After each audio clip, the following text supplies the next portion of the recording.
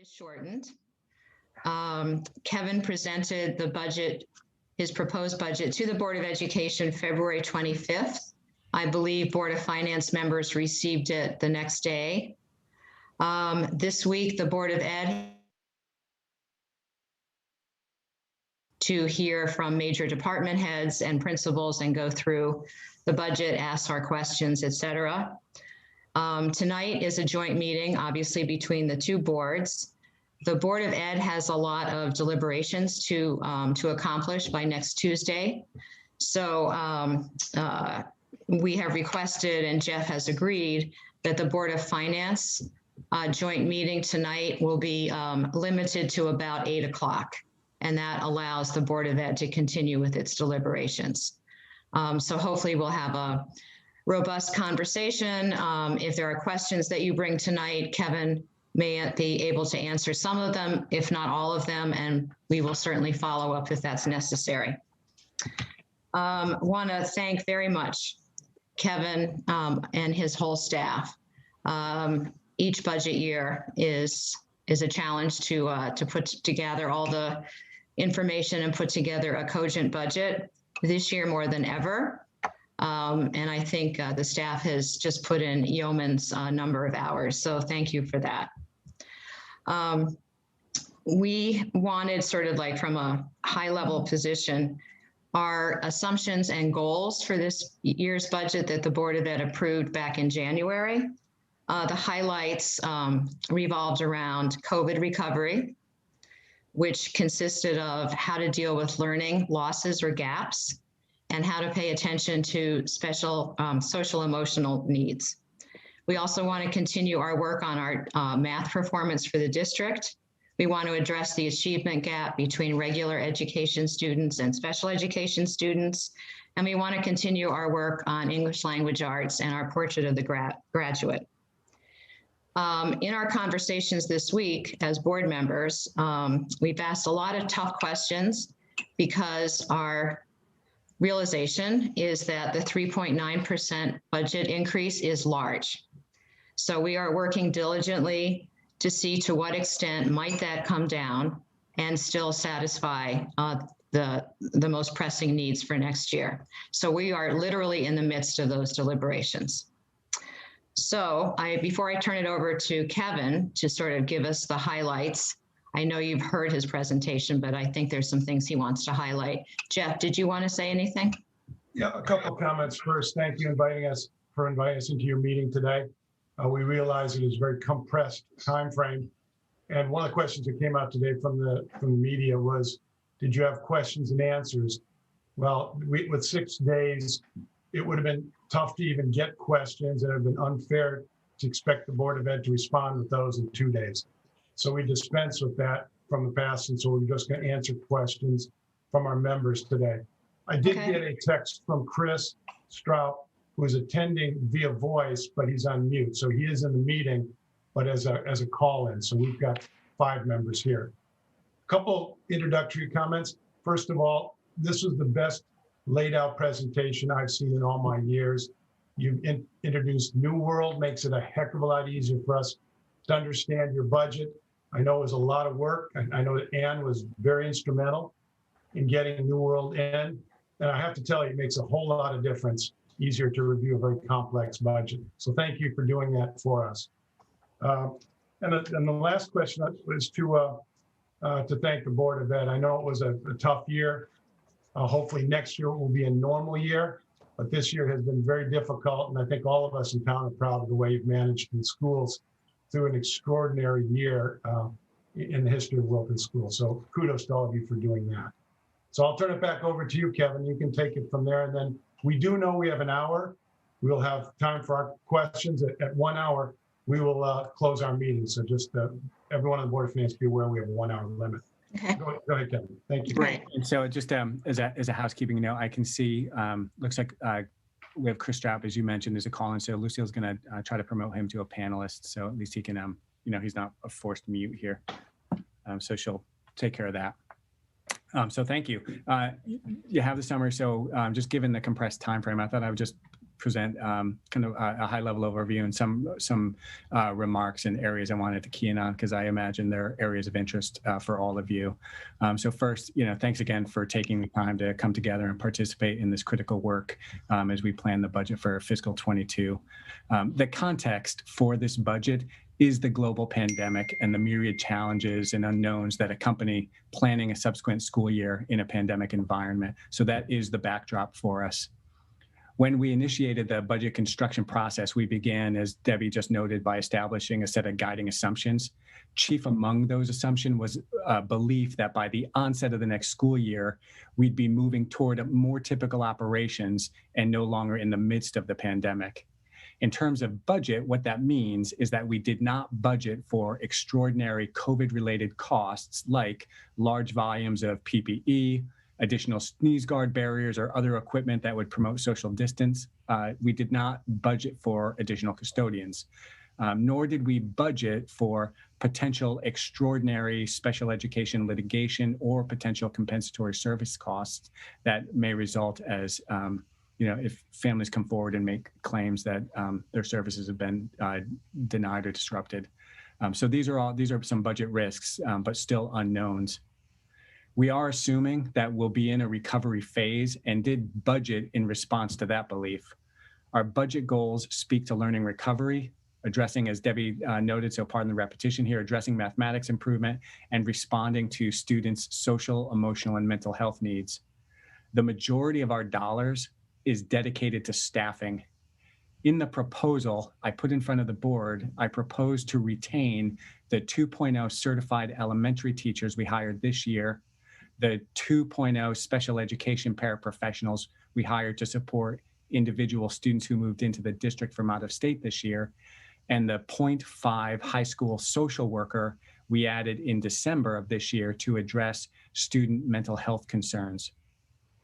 New for 2022, I propose that we add a 1.0 mathematics interventionist and a 1.0 paraprofessional who will serve as a job coach for students in our Community STEPS program. The additional job coach reflects the expectation that there will be more students in that Community STEPS program.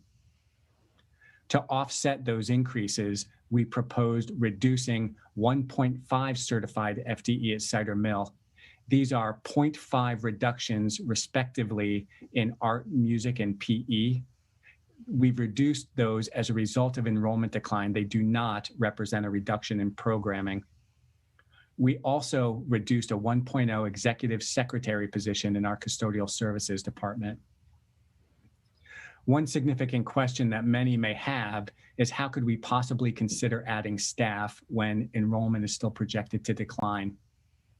We know that we've been experiencing a decline in enrollment for a number of years, and even with budgets that are flat year over year or show small increases, the enrollment decline drives up the per pupil cost. But even with that increase in per pupil cost, we have historically remained on the lower side of our DIRG. So while we have reduced staffing overall in recent years, we've also reinvested staff in key priority areas that are not as easily influenced by enrollment changes. For example, in recent years, we added special education staff in Community STEPS and Genesis. Both of these programs offer the district cost containment opportunities because we're now educating in district students who would have otherwise been outplaced. We've invested additional staff in our library media centers. These additional staff directly support the relatively new curriculum work around digital, media, and global literacy, what many educators often refer to as 21st century skills. We've invested staffing in curriculum and instructional improvement through the addition of instructional coaches and 2 district-level coordinators. In this current budget year, in this proposal, the proposed certified staff additions are intended to support a need for academic recovery and support by keeping our elementary class size averages on the low end of our historic averages. We're imagining that students will need more individualized support in the classroom. Smaller class sizes support teachers' efforts when providing individual and small group instruction. In terms of enrollment, I believe, I think has been demonstrated, our enrollment is uncertain. We saw a substantial decline this year as a result of the pandemic. many families withdrew to homeschool and many others withdrew to private school. When Ellen Essman presented her fiscal 22 enrollment projections, she did not account for students who may return from homeschool or private school. As a result, we see a fairly substantial variance from her 2019 projections for fiscal 22. Back in November, we surveyed families to ascertain which among them had plans to re-enroll their children in our schools. As a result of that survey, and we didn't get anywhere near a complete response, but as a result of that survey, we learned that there were at least 40 students, primarily in grades 1 through 5, who would be returning. The projections that I presented to the Board of Education in my budget presentation were Ellen Essman's 2020 projections, plus those 40 students. I still don't think that presents a complete picture of what we can expect for enrollment next year. To get a better, hopefully get a more clearer picture, we will resurvey those families and hopefully get an increased response rate. And kind of just a final note here. Last year, when I presented the budget proposal, I included funding to support what we were referring to as phase 1 of a capital project to address the physical plant at Middlebrook. When we were planning a revised budget, it made sense in the midst of the pandemic to remove that project. In the ensuing months, as Jose Figueroa was preparing a revised capital operating budget, he found that there were additional costs that substantially increased the initial figure. I asked him to work with Turner Construction to gather a quote that would provide us a complete picture of the facility needs. This budget does not presently include capital operating funds to address that facility.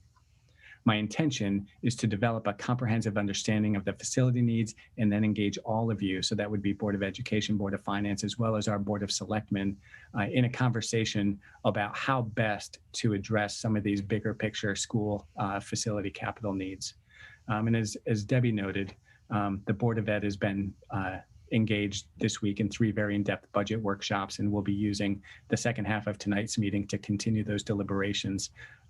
The initial budget proposal is high, and there's consensus around that idea, and so we're actively exploring possibilities to see if that number can be adjusted. So that's kind of my high-level summary, and just, again, happy to turn it back over and open up for more conversation and questions that, we'll do our best to try to answer.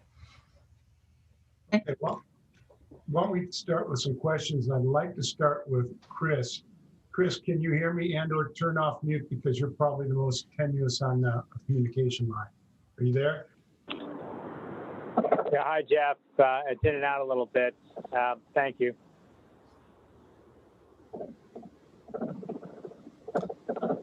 Can you hear me, Jeff? Yes, Yeah, Chris, we can hear you. We can hear you loud and clear. Okay, just head into the questions, okay?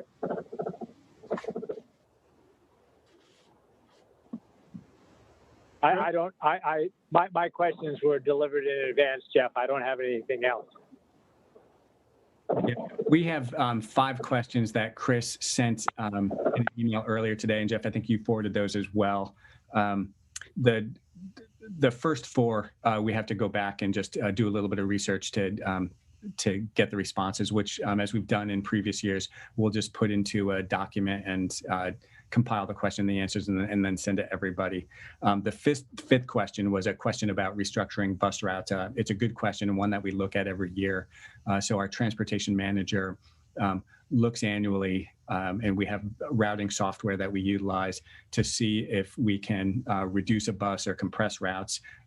So that's work that'll take place again this year. And that comes a little later as we finalize the families that are here and the addresses.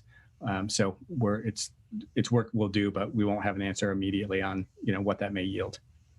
Kevin, for the record, could you read the 4 questions that are going to be? Sure. So special enrollment up 30, 560 versus 530. Per pupil spending down 1,200, 35,627 versus 36,831. Any degradation in services? Are the families satisfied with our education? That's question 1. Question 2, what would be the impact on services if FTE decreased to 538, enrollment per FTE increased to 7? The estimate of change in budget dollars. Question 3, what's the rough split between fixed and variable costs? And question 4, what are the primary drivers of the 1.7 million increase in medical dental costs? This single line item accounts for over 80% of the spending increase. Okay. Anything else, Chris, before we move on? Jeff, can I point out that the Board of Ed, All set. Okay, yeah. thank you. Yeah, Jeff, I just want to take a minute to point out that the Board of Ed also submits questions. Some of them come verbally in the workshops, but some of them get submitted ahead of time. So if, and Kevin keeps a record of that, so we can forward that to you as well, just as an FYI. Good. From the Board of Finance, who wants to be next with the questions? I'd be glad to. I'll go, Jeff. Mike Kayla, why don't you go next? Yeah. The extraordinary expenses that you incurred this year, they were not part of the budget we approved last year, were they? No, they weren't. So we instituted a budget freeze back in August. And so we've been absorbing some of those costs in our op budget, but we're presently have a budget overrun. So at some point shortly, we'll be coming to the Board of Finance for a supplemental appropriation. You may recall, as part of that budget deliberation last year, the Board of Finance, you all elected to increase the charter authority in response to the potential for unbudgeted costs. Okay. And the presentation we're given this year includes a comparison of what you're proposing for next year, as well as what I assume is what we approved for last year. Is that right? You're talking about just the summary year? Yeah, I'm just looking at the 2021 budget versus the 21-22 proposed budget. So those are the budget numbers.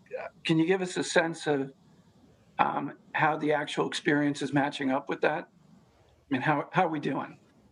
Well, we're over. And where are we right now? About $1 million over in all the categories. We had about $2.4 million in expenses between March of last year to now. But as Kevin had said, we have done some freezes, and we've also grants we've received and funding that we had received from different entities, FEMA, state, and the State Board of Education. So in doing everything, it brought it down to about $1 million right now.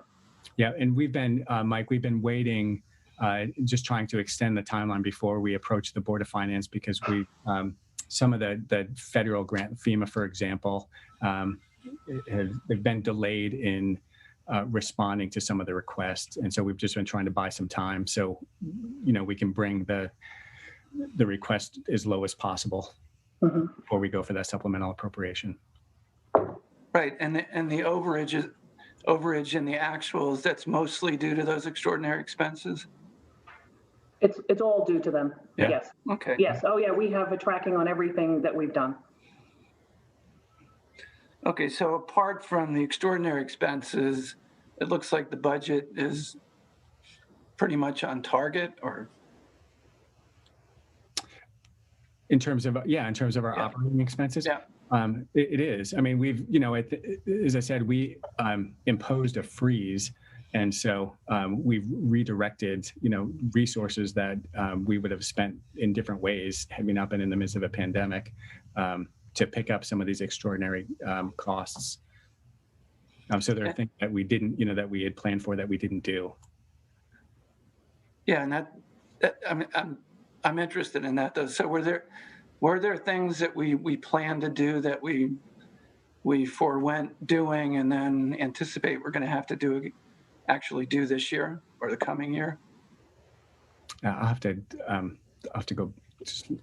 I need some time to go back and look off the top of my head. I know there are, but okay. So I'll just take that as a question. So what didn't we spend that we were planning? And then my last question is, were there any specific programs or items that we learned we could do without as a result of the extraordinary circumstances this year.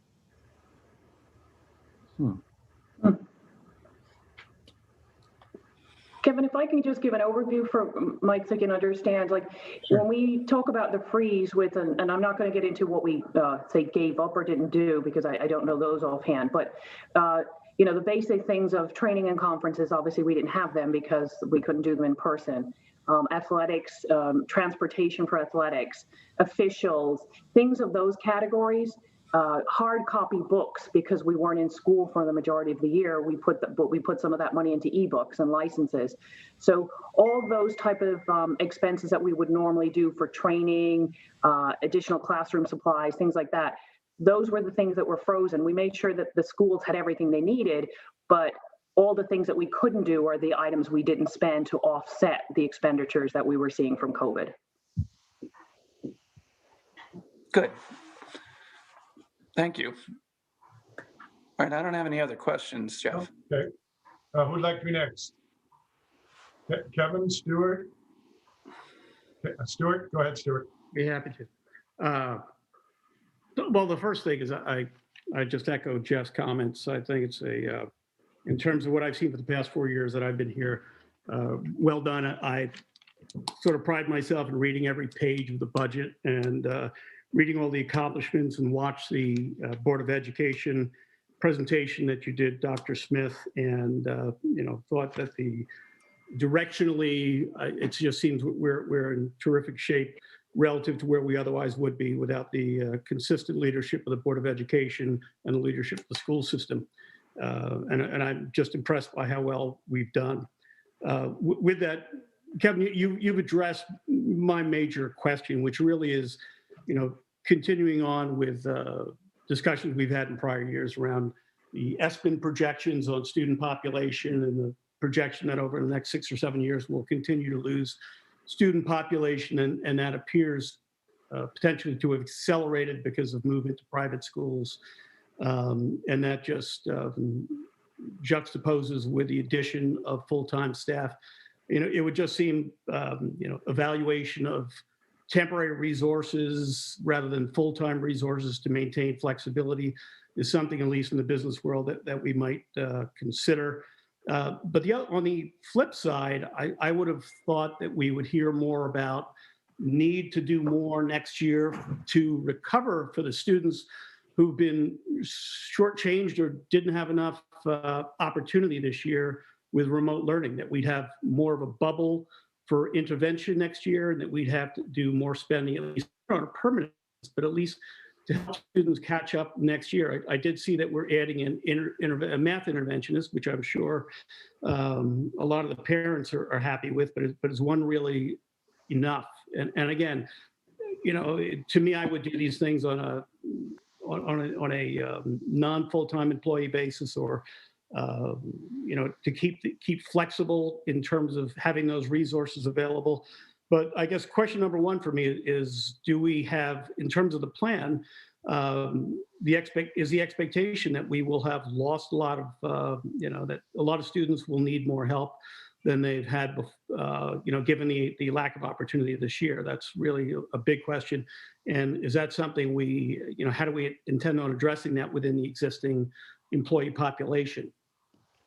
Yeah, great question, Stuart. And it's one that has been on all of our minds since the onset. And, you know, the diagnostic data that we've collected has suggested that we're not seeing, at the moment anyway, and our data is from the mid to late fall at this point.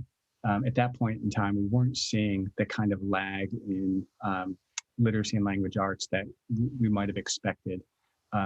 Comparatively, there is a greater lag in mathematics, and that reflects a national trend as well.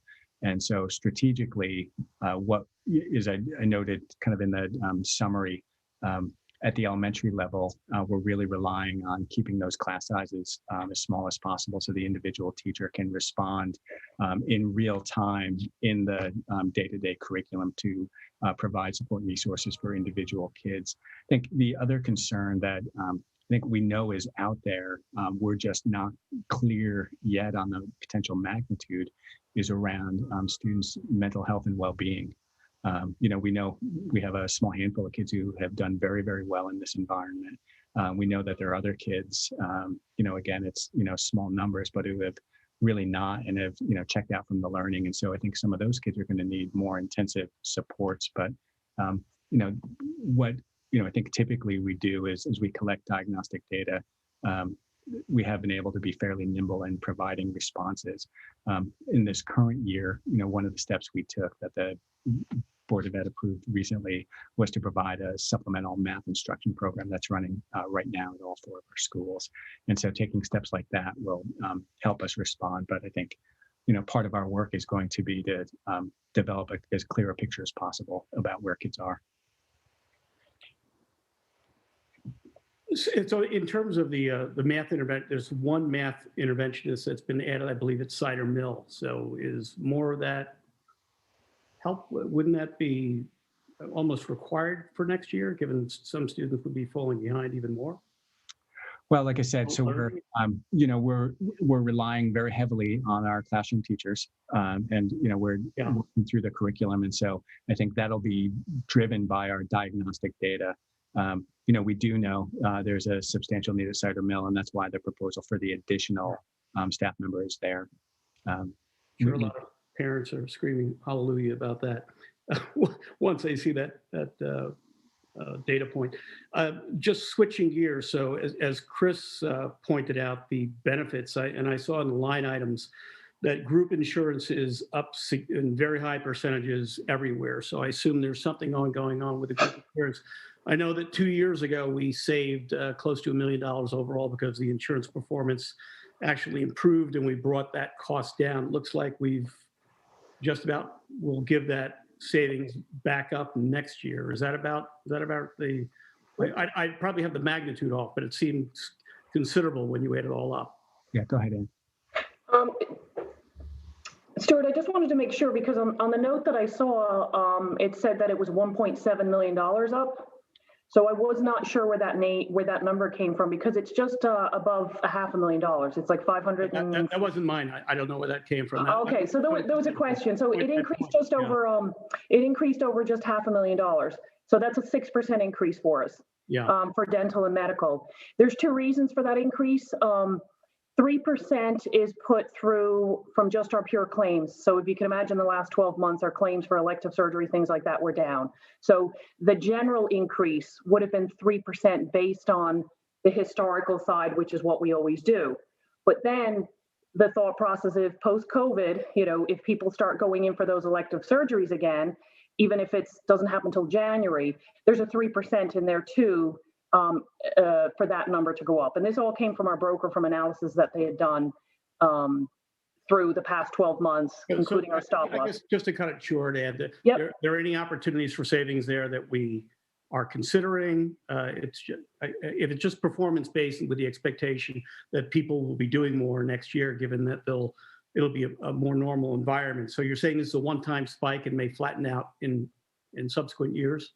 No, well, but at 6%, that's probably going to be that's actually a pretty good rate considering on a normal year, 6% would be a good rate for us because some of them over the past couple of years have been getting up into the double digits.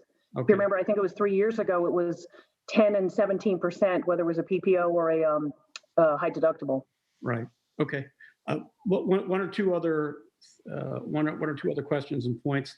So just going through Kevin, your entire presentation towards the end, there's a comparison in Durg A for the spending per student, and for those math geeks among you like me, the difference between us and Westport in the most recent number that's in that presentation, in your presentation, is Westport is the highest other than Weston, which has some unusual factors given its population, student population size and other things. But Westport is exactly 3.92% higher than us, which is your proposed increase this year. And I realize there are other increases proposed by the other schools this year. And I've been in every year I'm in contact with some of the other boards of finance at other in the other towns and in other districts, for example, Darien has got close to a 4% proposal. They're looking to bring them down. But a lot of those districts have actually seen increases in population or less of a decrease. So, I don't know how it'll work out on a per student basis once that all comes out because of the lag in the reporting. One other thing that you brought up in the Board of Education meeting is this spike that I've seen throughout the numbers in the gas cost, which I didn't really understand, and it's quite significant throughout all the schools. What is that about? So, what Chris Burney explained is that, presently we're seeing an increase. And when we were setting up our schools for this year, one of the recommendations was to maximize the ventilation in the schools. And so in order to keep the fresh air flowing at maximum capacity in cold weather, it takes more gas to heat the schools. And so we're just burning more natural gas. That's a number as we think about next year. I think, the question is that a pattern that will continue? And Chris's response specifically about, Miller Driscoll was the newest and most efficient. And, we basically set aside all of those efficiencies because we're running just an incredible amount of fresh air through the building. I didn't really understand it because I went back a few years to check the trend, and unless it was in a different line item, I didn't see those in any of the prior years on that line item. You didn't see the increase? I didn't know. I didn't see it higher in those prior years. So I realize we've had a relatively mild winter, but I had a hard time understanding it, frankly, because I didn't see any projection in terms of natural gas future prices in terms of cost levels that would justify those significant increases. I'd say maybe that's an opportunity to actually save money relative to what the current thought process is. Maybe just for my last thing. So in terms of just going back to the Ellen Esman numbers and your attempt to gather information that would suggest that maybe the decrease won't be that small, what is call it the contingency plan, if any, in case those numbers continue to drop down the way the projections are showing? Right. I mean, I guess the answer is then we'll simply have a lower student to teacher ratio, but over time that may not be sustainable because the overall projection is that we'll have 300, a drop of 300 more students over the next, I guess, 6 or 7 years. Yeah. So where staffing is most responsive to enrollment change is in just class sizes, class sectioning at the elementary schools, and then sectioning at the high school.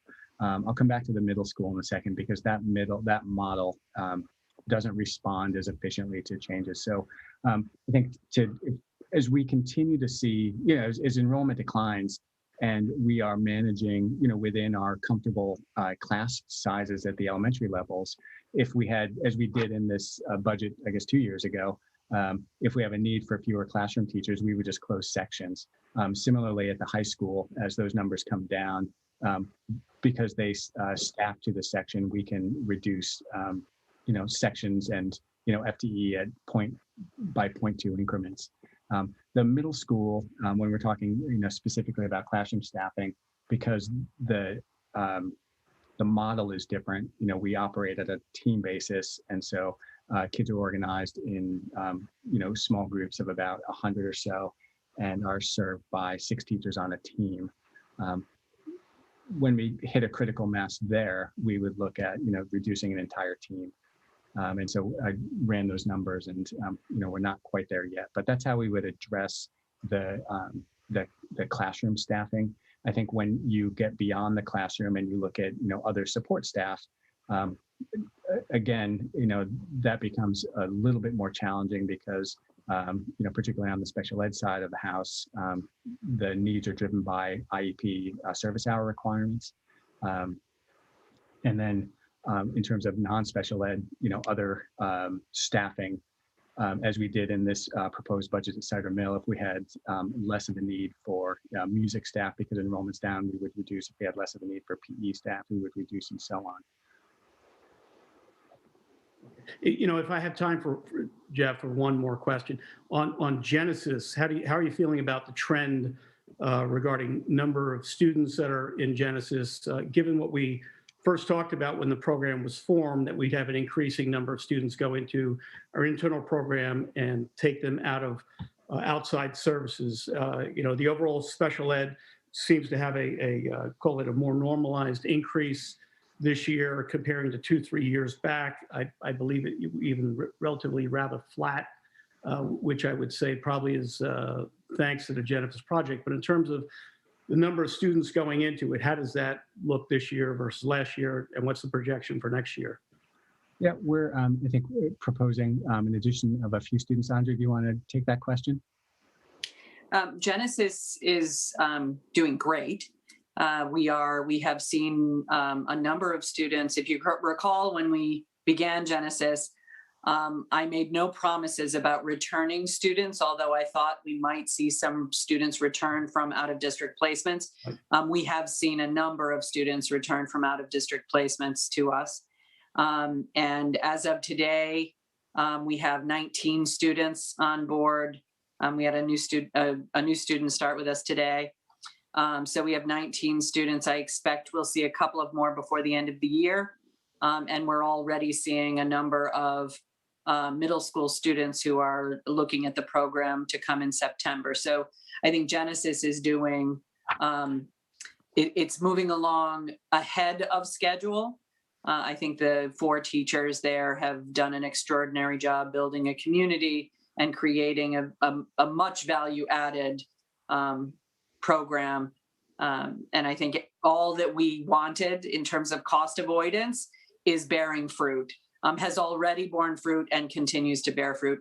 That tuition account, which was always so unstable, is very much stabilized, Stuart. And so that's great. Yeah, I think it's a real success. Something about covering 11 months that the actual salaries are up 26% because it's the same number of FTEs, but it's an 11-month schedule. I didn't understand. Correct. Well, we're looking to expand the year for the Genesis students through July. So they will attend school from September through July. And that, I think for some of those kids who are coming in, they've experienced some learning losses along the way. And so this will give them a level of consistency and the ability to really dig into their project-based learning through the month of July. So that's what we're proposing, and that's what that increase entails. I'll make one last comment and I'm done. The training and conferences is up significantly in every school system. And as I mentioned in the past, I'm not a big fan of flying people out of town, whether it's for a business purpose or a school purpose. But I see there's a significant increase. I presume part of that's because we probably didn't do anything. But is there much across any of those school systems where we're flying people to warm weather locations to participate in luau's in the middle of January or February? Those are the only things I just find really upsetting. Okay, no luau's. Education conferences don't get to those places. They do actually. Well, when I say that, rarely. There were some to Orlando that when you read the agenda, there's a welcome luau. It's just. All right, let's move on. Kevin, you're up. Kevin Gardner. Yep, thank you. So I'll try to keep it quick, but so 3 items. So one, I didn't want to interrupt Stuart, but I was curious with this question about the gas costs going up. So my wife does teach in a different school district, and she's actually been asked to keep the windows open even during the cold months as to help with airflow. Is there potential, Kevin, that's been happening as well, either encouraged or maybe just the teachers are doing that? Could that be bringing up the cost? Yeah, I think, according to Chris Barney's explanation, it's really the way that we're running our HVAC system. So I know not all of our buildings have windows in the classrooms that open, but I'm certainly aware of teachers who are doing that on their own, just as a way to maximize fresh air.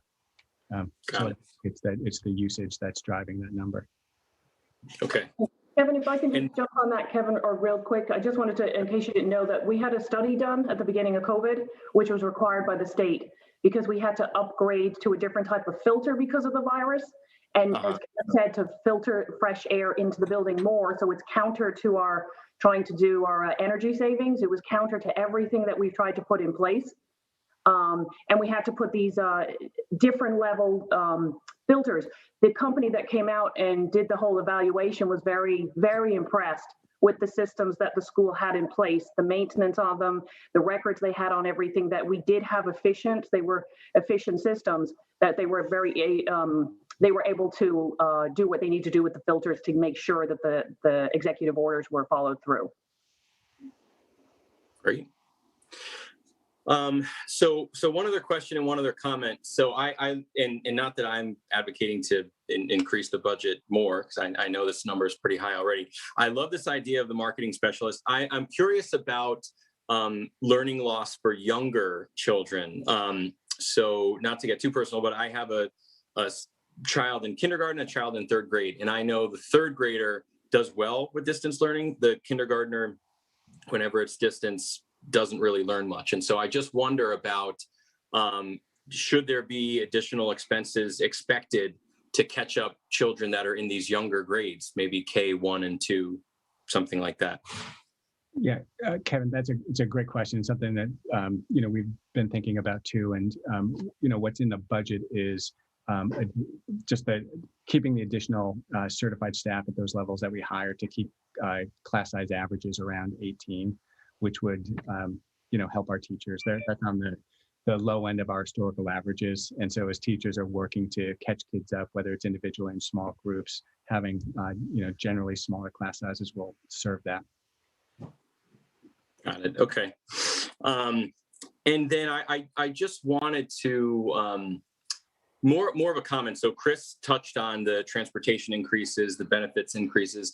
I think last year we had talked about maybe having a conversation outside of the budget, but before next year's budget, just to talk through, are there opportunities to rein in some expenses? And I just would throw this out to this group, and maybe we put this on the record that, should we try to do something after this budget session is over, where we talk through where we see expenses continuing to go up every year, and have these sessions about how we could potentially rein in costs? Because I feel like at this point, it's probably too late to be talking about, well, how do we rein in these costs? But I feel like we should be talking about them out of session so that maybe we get ahead of it, before the next year. So just a comment. You don't have to answer that, but I think it's something we should all consider. And that's all I have, Jeff. Okay, thanks, Kevin. Before I get into a couple of questions, let me just reflect a little bit on what Chris Burney said on refresh air. Absolutely burn more energy to get more fresh air. The problem with sick building syndrome is when we try to recycle too much of it to save some pennies, it costs us hundreds of dollars in cleanup costs, replacement costs, black mold, microorganisms. We learned that lesson in the 80s. So spend the extra money. Bernie is right. Get enough fresh air to keep it clean, and the mold growth will be much, much lower if you have more fresh air in the mix. Okay. A couple questions. And it's more in terms of the accounting. I saw that overtime was down $210,000. Was that reclassified into something else called additional time? Or what caused that to change so dramatically? That's correct, Jeff. With moving to the conversion, we're able to now have the costs show in the exact places they belong. So we had some people that were getting additional time. It was showing up in overtime. We had some people in additional time and overtime that actually should be in salary, 0.5 smaller positions. So with the way we set up now with position control, the allocations are correct from an accounting standpoint. So it's really a net effect in between the different categories. Okay, that makes sense. Transportation, both BOV and transportation in general, I presume is private transportation. That's up about $265,000 over last year. Is there any reason why transportation's gone up so much? Would you want to have that? It's a 4% year-over-year contract, and then we also have when we have either different students coming in and we have to do it a different way, and we have to add in. So we have the main school buses, and then we have smaller school buses and smaller transportation companies that we need. So we have the contractual increase on the major buses that we have at 4%, and then we have the smaller cars that we have to make sure are in place. Because that's separate the two in line items. Yeah, the transportation has a couple of different line items there. General transportation, you'll see them. I'm sorry, I don't have it in front of me right now, but there is a different breakdown on the different lines for it. And as you know, state statute says we have to provide a school bus whether or not the child uses it. Yep. And I would also add, Jeff, there is thank you. in a couple of places there are bus monitors on the bus, and that's a cost center. And then with the increase in the number of students in both community steps and Genesis, and the geography where they are in town, we had to add an additional van to get them all to school in a reasonable amount of time. So that's where some of those costs are. Okay, thank you. You're welcome.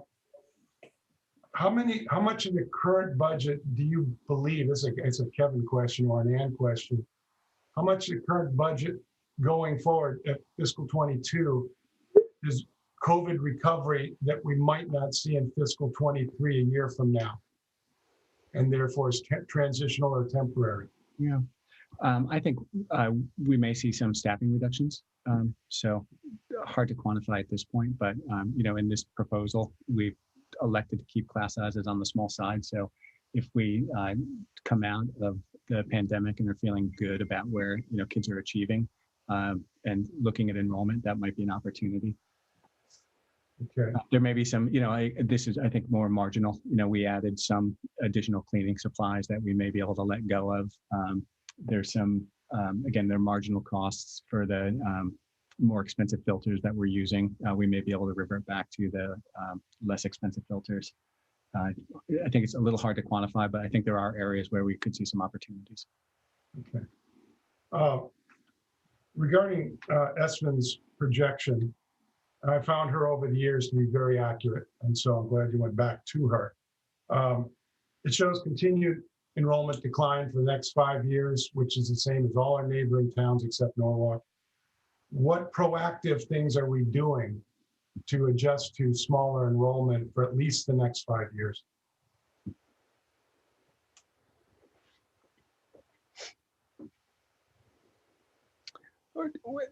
I think the bulk of our resources are dedicated to staffing.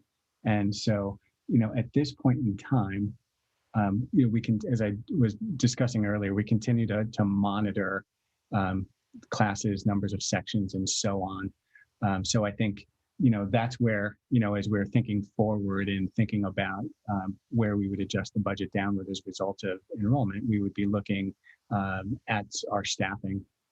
I think, the other area, it might not hit immediately, but we've been engaged in conversations around the model at the middle school. And so while we absolutely want to protect our team, again, there's the potential for some enrollment-driven staffing changes at the middle school as well. Okay. Last, I'm going to finish like Kevin Gardner did and just make a comment. We know it's been an extraordinary year, and we know there's some extraordinary expenses. They are going to be covered under the expanded reserve that we put in place about a year ago. But going forward, this is a pretty large increase year over year. As I've said, it's the highest in 10 years. And I'd give a challenge to the Board of Ed to find what you can to try to modify that a little from where we're at. Any amount that you can do, because I think it's important to show the town that we're doing everything we can do and keep our increase of taxes this year. Since we still have a lot of people unemployed, the town is not exactly humming at full employment, or stores are open. So to the extent that we can show the town that we on our side are doing everything we can to lessen the burden of taxes on them, would be appreciated by the taxpayers. That's all I have. And I think we beat it by 4 minutes, Kevin and Debbie. So what I'd like to do is call for an adjournment of the Board of Finance. A second. Second. Second. All in favor? Aye. Aye. Aye. All right, Jeff, can I just add before you officially adjourn, we thank you very much, the whole group, for coming, adding comments. If you have additional questions between now and whenever, please feel free to write us. And Jeff, to your last comment, we absolutely are sensitive to the amount of the increase and are looking very hard at to what extent can we bring it down, but also, respond to the needs that present themselves to us next year. Okay, thank you. So officially, the meeting's adjourned at 7:57. I think everyone from the Board of Finance can I guess we drop out, or is that how that works with Zoom? Yeah, just exit the meeting. Thanks so much. It's great to see you Thanks all. all for, Good night, everybody. Thanks, everyone. Thank you. Good night. Thank you.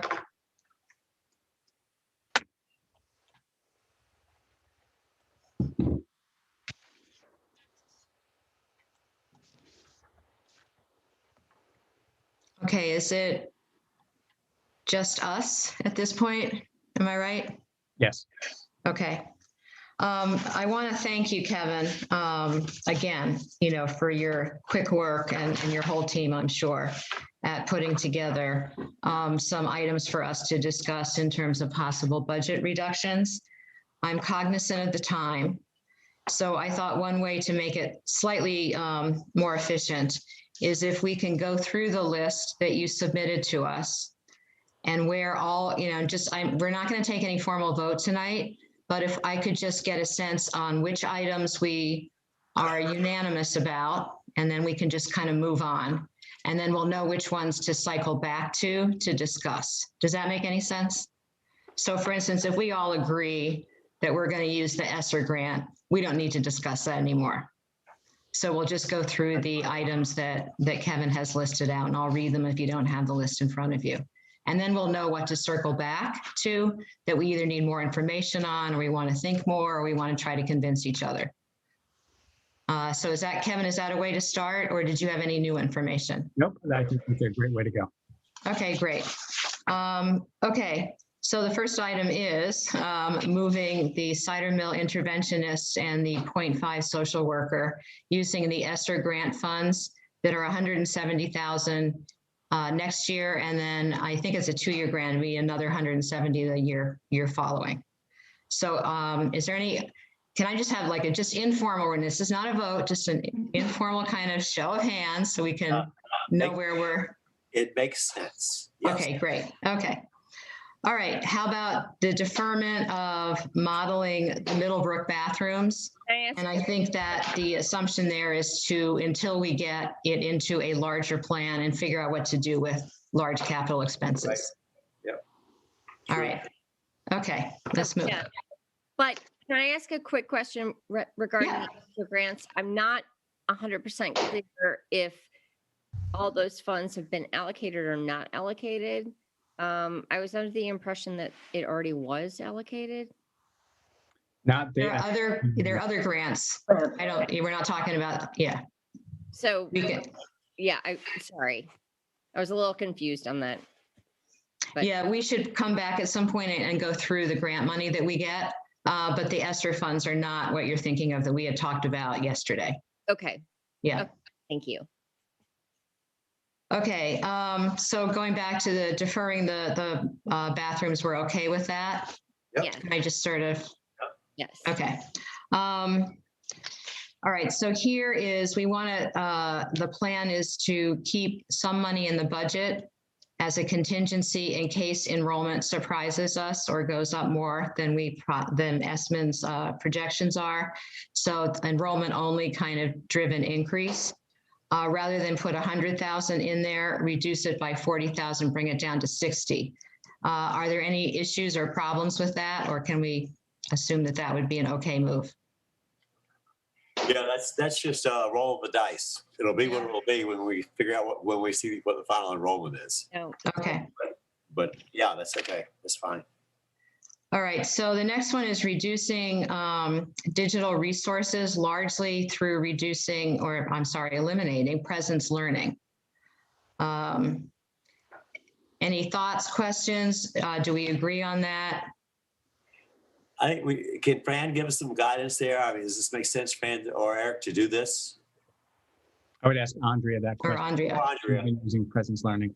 Oh, okay. I'm sorry, Andrea. It will be a challenge, but I'm sure with the resources that we have, we can, we can make the most of it and do what needs to be done with, all the hope that we're going to be doing less teletherapy and more direct service. Okay. That's really the hope. Maria, can you explain the difference between the on-presence therapy versus Zoom or something else? I'm not clear as to what's possible in presence learning that is different in Zoom. Presence learning is you have a shared desktop, so to speak, an electronic desktop. So what the student sees and what the teacher sees, they can both manipulate simultaneously. So it's like being at a table with a teacher electronically, right? It's not just a video screen where you see the teacher's face. You actually see the material, the manipulatives, all those things. And it's what makes it powerful is the connection between the teacher and the student with the virtual materials. The other piece is, particularly in speech and language or in OT, they can train the cameras in different ways so that they can actually see the mouth of the student and actually work on articulation and other forms of speech and language therapy, and the same with occupational therapy. So there are just built in, it's a specialized platform for doing that kind of work. Okay. But there can be something that you guys can work with something that's already existing in our school system. We'll have to kind of take a step back, take a look at all the pieces of Schoology and Zoom and other pieces. But it's all of our hope that we'll be doing less teletherapy and more direct service. Okay. Okay, just show of hands of who's comfortable enough with that to not need more discussion on it. Yeah, I think we hold that. I'm not sure. Okay, all right, no, that's fine. I'm gonna need to get through the whole thing first. No, it just sounds like it's a great program and it's something that's very beneficial at this point. We can always stop it at some point during the year if we see we don't need it anymore. Okay, all right, Glenn, let's come. I just want to get through everything and just see what's left to discuss. Okay. Reduce the equipment line district-wide. We don't have any equipment in front of us, so I'm not sure exactly what that means. So Kevin, we'll have to take your word for that. Yes, it'll be small reductions across the district. Okay, is everybody comfortable with that? Just kind of wave your hand. Yep. Okay. How about, training and conferences. This is a $20,000 reduction.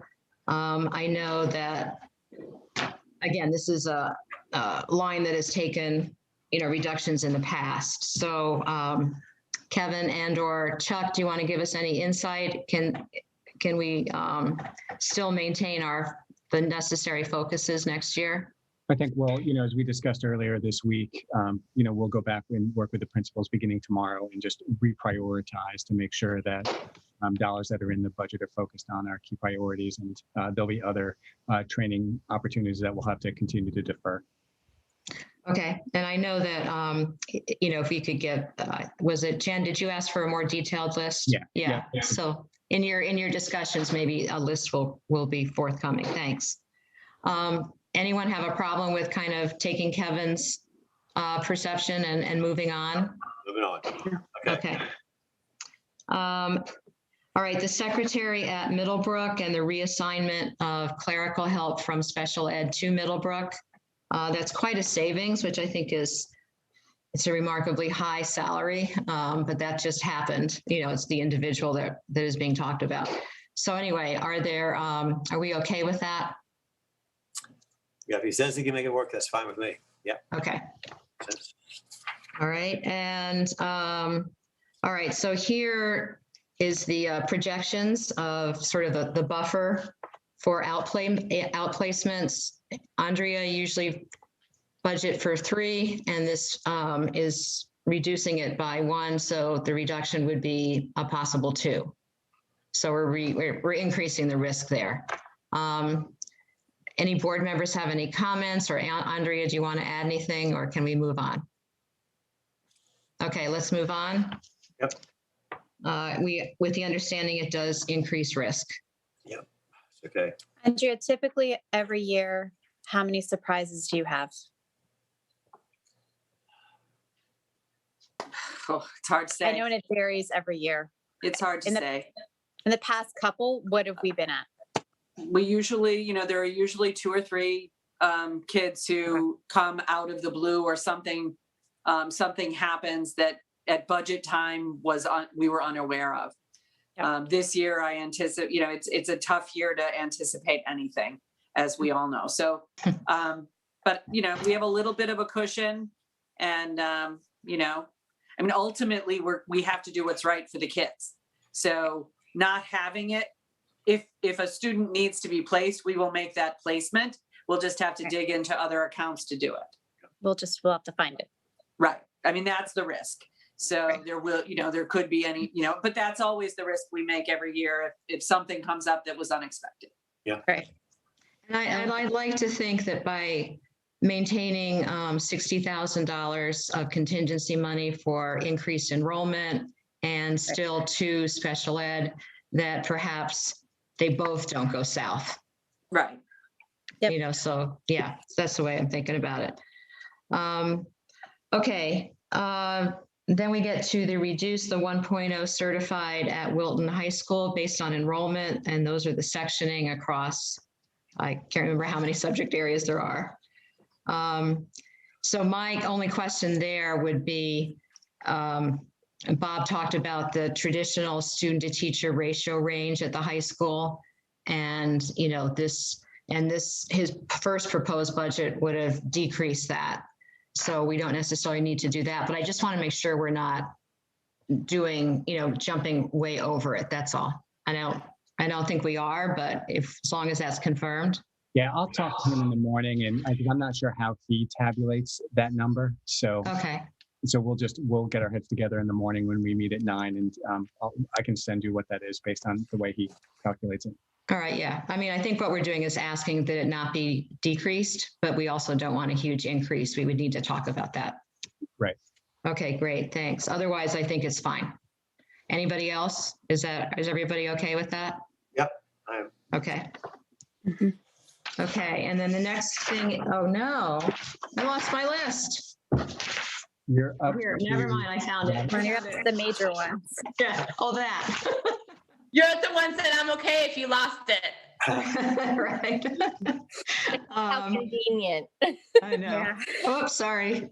Okay, so now we're talking about the STEM coach. We can come back. I just want to see, are we in agreement there or we're not yet? No. Okay, fine. Let's hold it. And then the same thing, the certified cider mill teacher. Well, it's not, of course, they're certified. Is like grade 5, you thought, Kevin? Was that it? I think grade 4 or grade 5. Yeah. Okay. All right. Is that another hold and discuss? I think a hold there, yes. Okay. And a hold for the middle Driscoll. Oh. Okay. All right. So Kevin, at least we have determined a lot, okay? Yeah. That's All fine. right. Okay. So Kevin, is there any new information you want to add on any of those that we're holding, or should we just, as board members, we have all the things we need to know so we can just discuss? Yeah, I don't think, I think what I'll try to do with Fran and Andrea tomorrow morning is just dig in a little more deeply, and with Eric too, just on the presence learning, and try to do a side-by-side so we can come back to you with some more information, so you can have a better understanding about the degree to which we might have tools available that could comparably replace what she's using. With respect to the— Just out of curiosity, just Kevin, real fast on the presence learning, is it like a 1 license and you can use it as often as you need to? It's like 50,000. Is there a way to just have 1 or 2 licenses? I'm just curious as to how the package works. Andre, do you want pick that up? It's not a one license, and it has a whole kind of layered effect of how it gets used based on the different disciplines, Okay. and a cost for that. I can give you more. It's a pretty complicated contract. No, I get it. I was just kind of curious if it's kind of like if there's like a way to preserve maybe some of the more complicated things that we might see a use for it, like at a There might be. $10,000 level or something like that versus getting rid of the whole thing. Yeah, yes, there is. And there's a way we can do it by level. We can do it by discipline. Yes, there's a way to reduce the cost without getting rid of the whole platform for everyone. You know, and we, at this point in the past 24 hours, the question was where can we go? And so it became bigger, but yes, we could reduce it and not need it all, but still get some benefits from it. Yes. Okay. Right. And Debbie, the only last piece that I think I have to offer here with respect to the 1.0 certified STEM coach, perhaps another way to think about that if the board was, uncertain about what exactly to do, we could look at next year, and I could ask Chuck to go back and perhaps we could take a portion of that and look for a contract with a service provider to provide specific math support. And so we're not, filling the position, but we're also not eliminating all of the dollars, and we're still making a good effort to try to support our math instruction. Okay, I think, well, That's comments, reactions, yeah. I think that would be great, because I was kind of thinking, oh, well, if it's vacant, we can go one more year. But Gretchen brought up the point about the math support. And so I think that's giving us pause. So if there is a different and a little bit less expensive way of doing it, let's talk about it. I agree. I think at least let's look into it. Yeah, okay. And then the classroom teachers, Kevin, I noticed they're last on your list. So can I assume that means they're last for you too?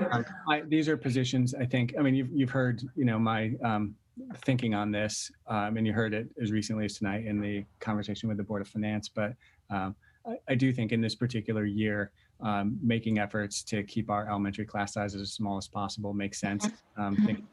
Not fully knowing what we're going to confront when students return in the fall. Yeah, and my observation from the Board of Finance comments, there's lots of strands in there, but one that came through was, are you sure there's enough, to deal with learning recovery? And we go back to the class size issue. And you heard my feelings earlier. So anyway, I don't know if anybody else wants to comment or. No, I think that it's important for next year to keep the class sizes as low as possible. I think, especially in the elementary level, I think the children are going to need individual support. I think there's going to be academically, I think there's going to be a social and emotional kind of learning, an SEL component to adjusting back to a regular, as much of a regular school environment as we'll be able and capable come September. And that also takes, teacher time and resources. And I think parents are also, there's going to be a need for greater communication and involvement between faculty and parents as parents look to next year to be the year that helps get their kids back on track, knowing full well, what has that all efforts have been monumental this year, but that next year is going to be the year to say, how can we, make sure that we're back on an even, on back to the playing field that we were on before. And I think. Yeah, I agree with you totally. I don't think we're going to have a clear understanding until we get back into it. We get back to the classrooms full time. And I think it would just be a risky move not to have all the resources that we possibly put at it to make sure these students are taken care of. and the parents and the families, and we get back. And we may find out as we move forward into the following year that okay, we've done it. We're there. Everybody's back, and we're good, and we can do without. But for next year, I just don't think we have a clear understanding of how serious and how the magnitude of the problems we're going to face with all these kids. I really don't. Yeah, and you heard me this afternoon. I totally agree. I think parents are trusting and expecting that we will take care of the kids next year and trying to make them whole if there was, for any gaps that have occurred or any loss that's occurred. That's a tremendous responsibility. And the best tool, I think, is the class size. That is our responsibility. I mean, yeah, at least, yeah. And again, I don't see this long term. In a normal year, I'm not going to, try to defend 20 versus 18, but I really think that the next year or so make a huge difference, especially for the little ones. Yep. Yeah, absolutely. Okay. So I'm listening to all of you and I know where you stand. Then let's go back to the budget and see what else is in there that we could take out. And I guess, Kevin, unfortunately, that goes back to you and to the administrators. Right. I'm happy to have all of your suggestions as you guys do your budget deliberations, but we can pick that up in the morning and look again. Okay. Yeah, I don't think anybody minds taking another look, but I think this is a tremendous amount of reductions to date, and I don't know that there's anything left. Over the years, we've run lean budgets, and we're talking about an increase against a very lean budget to begin with. So, I'm not opposed to keep looking, but I think there was one idea about buses, and can you lose a bus if we're losing ridership? I think that's a sensible question. Mm-hmm. Agreed. And Kevin, and if it's possible, just to kind of have an understanding of what the percentage increase will be at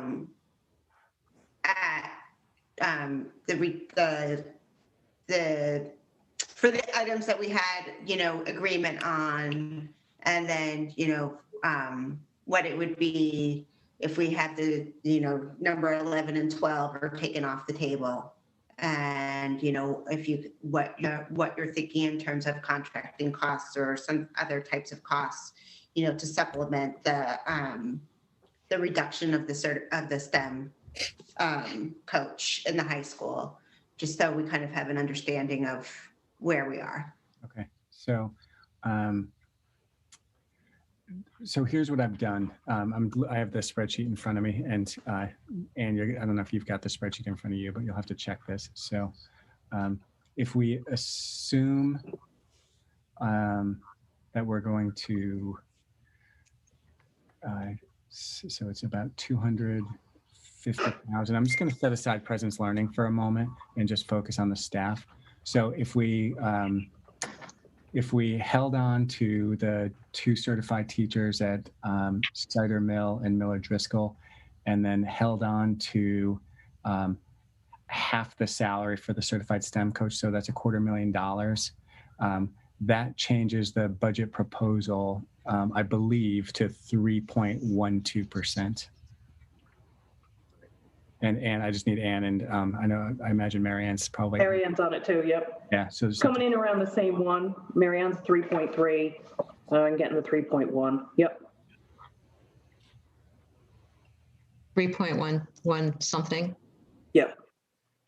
And Kevin, I'm assuming that this email you sent is the one that you and I were talking about earlier tonight.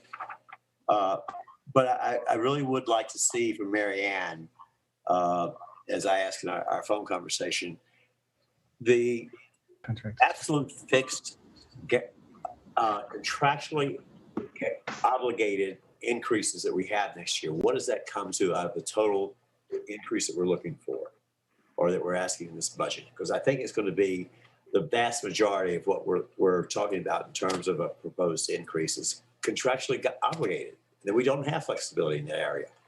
We're going to get to the point, as I said earlier in our conversation, that if there's a push to have a magnitude reduction in our budget, it will impact, and the only place it's going to come is from teachers.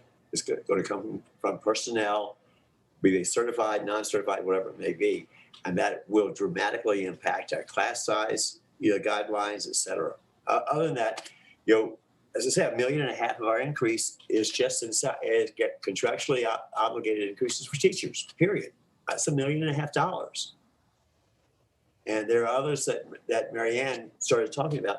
And I'd like to see what she comes up with if we take all the contractually obligated increases that we have. What is that total versus what we're asking for in terms of an increase? Yeah. Anna, did you track that question? So it's just the universe of contract increases and what the impact is on the total budget increase. Yeah, health and welfare, buses, salaries, whatever they may be. And Marianne rattled off a number of things that we're contractually obligated for.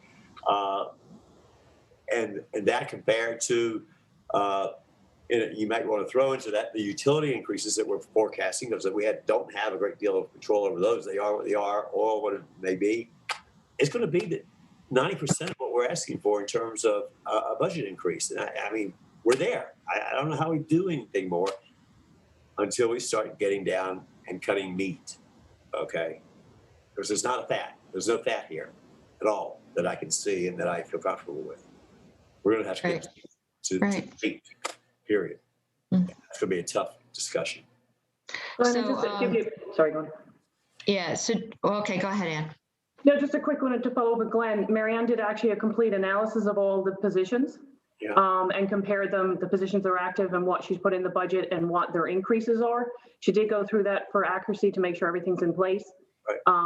And the range is all over the place based on each individual contract, each individual step and lane. Right. And they range from 1.6 to probably 12% based on contractual rates. Well, I just did the straight 3% the contract calls for on a $50 million total salary expense. That's $1,050,000. $1,050,000 right there.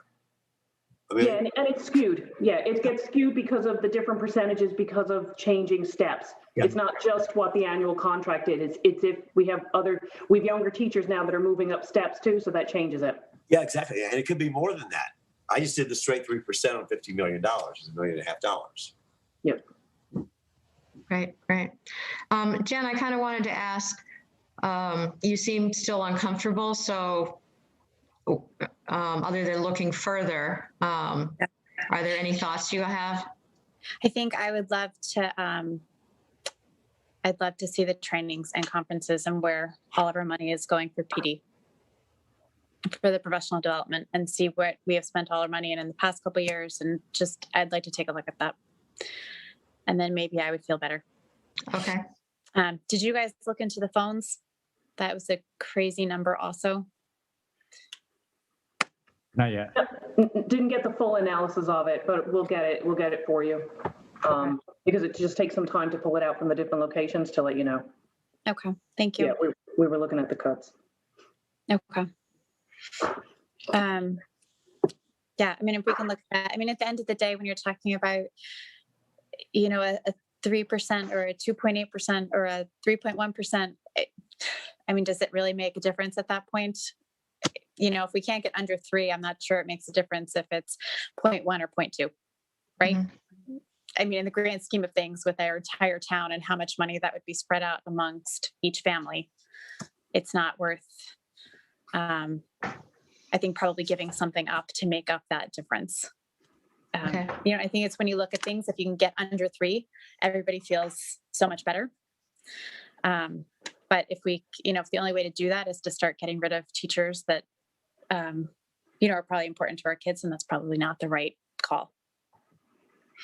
Okay. I guess I also get worried too. If we're working this hard to get a number down and then we turn it to the Board of Finance and they don't accept it, now we're going back to trying to make additional cuts, correct? Is that how it would work? That is how it would work. I was very pleased. I think the Board of Finance this year versus the past number of years, they seem to be reasonably comfortable with what we're putting forward. They recognize the difficulties that we face. I was very pleased with the tenor and the tone of their questions and their comments of it. I really was. I felt very good about that. Okay. Well, again, our job is to do, we all know this, is to, sort of get the best number we can and meet the needs that we deem most important. And of course, that's an extraordinary challenge for next year with the pandemic. I think the reductions of, even if it were to stay at 312 to come down from 3992, It's right? good. Yes, I mean, that's great. And I hope, it seems, that we've maintained, the absolute most important things we have to do next year. And that's not to say that if there's not a few more dollars there, no matter what the resulting number is, that we take it. That's fine. We should. That's our responsibility. But we can't back off, of course, the mission of the kids. And next year is, as everyone keeps saying, it's their one shot at whatever grade level they're going to be entering. And it is a little questionable in terms of enrollment. I honestly don't think we're going to know next year until next year. Yeah. And from there, I think we can start building, but, projections, but it's so uncertain. It's just really hard. Yeah, Ellen does a pretty good job, and I think one of the things we haven't talked about or discussed at all. The housing market in this town has been very, very hot. We've had a lot of families move in, a lot of kids, and we got pleasantly surprised 2 years ago at Stoddard Mill with a number of new kids that have come into the community that we didn't have before, we didn't anticipate, we didn't know were there, and we may see that again this coming year. And I think we're going to see more families come back to us than we anticipate. Kevin, your staffs, your admins in each of the schools, Middlebrook, Stoddard Mills, Millers, they've done just such an incredible job this year, every one of them. And I think the Board of Finance in their comments recognize that and acknowledge that. We've been very, very fortunate, but it hasn't been easy. And they've done, our teachers, our principals, the staffs, they've just done a remarkable job. And I just want to make sure that as a board, we continue to support their efforts because they have done above and beyond what I think we could have expected from them. Yeah, absolutely. And I do think also, to everyone's kind of point and discussion, because next year being a COVID recovery year, things are a little different.